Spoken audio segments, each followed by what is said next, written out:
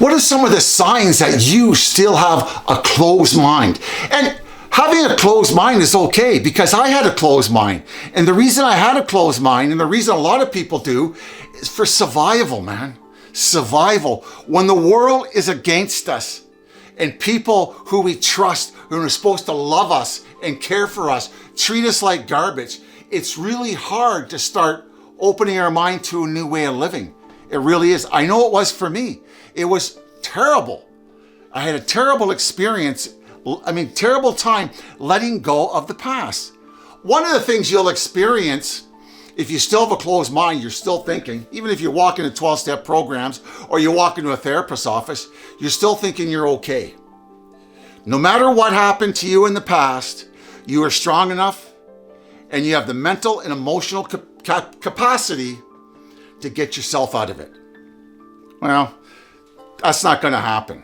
That's not going to happen. Well, it might if you're mentally, emotionally strong and really well disciplined and you can be self-therapeutic to yourself. Yes, and there's some people like that. But for myself, no. So I had to let go of the belief that some magical way or somebody was going to say something to me, or if I worked harder at work, if I just kept my mouth shut, I could get myself out of it. But you know something? That kind of thinking, that closed-minded thinking, kept the cycle going, kept the cycle of addiction, this cycle of dry drunk, the cycle of abuse to others and to myself going. Having that closed mind, thinking I can still do it by myself. And we all do it, right? Everybody does it in recovery or trying to change their life. We all do it. We all do it. The whole self-help movement is about helping yourself, motivating yourself. We are told as children, look after yourself, do things on your own. Those kind of messages that we got, or maybe you got when you were a child. Another one is that your anger, your emotions are always you're always up and down with your emotions. Because closed mind, not working on yourself, keeps you in that state of sickness, that state of emotional turmoil. That's a big one for me, and hopefully you get that one. Because having a closed mind kept me sick. It kept me sick. It really did. So I was emotionally unstable, believe it or not. But once I had an open mind, once I got the shit kicked out of me in reality and had an open mind, I was willing to get some support. So when it came to my mood swings, my anger outbursts, they started to soften because I started to work on the issue. So open mind benefit me there too, right? And another one an open mind really helped me with was my relationships. And how did it help my relationships? Well, I tell you how a closed mind helped me with my relationships. I wasn't willing to listen to anybody. I was always interrupting people. I was always thinking I knew what was better for somebody, or try and help them, trying to fix them, all those sort of things. I couldn't lead my own life, but I was telling other people how to run their life. That's how crazy it is. And that's a closed mind, right? We're not willing, when somebody's sharing something deep with us, we're not willing to put ourselves in their shoes and listen to them. We're not willing to do that because we have a closed mind and we are, we know what's best for us. It's supposed to be, right? So an open mind helps you be a better communicator. It helps you with your children. All you have to do is listen most of the time. Step back and just have an open mind. Listen to the fear behind things. Listen to the hurt, the pain people are expressing. Maybe not directly, but indirectly. You can get that by having an open mind.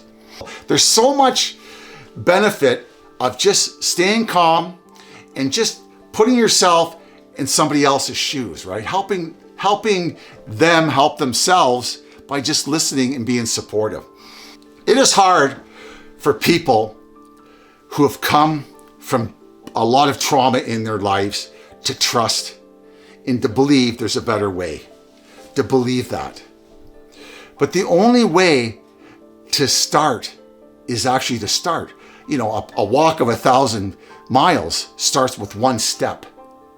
And believing that there's something better for you, believing that you can find your way out with the help of other people, is truly a gift from God. It's truly a gift to anybody. We are only as sick as our secrets. And most of the things that's happened to us, the way we act, are learned behaviors. I believe it.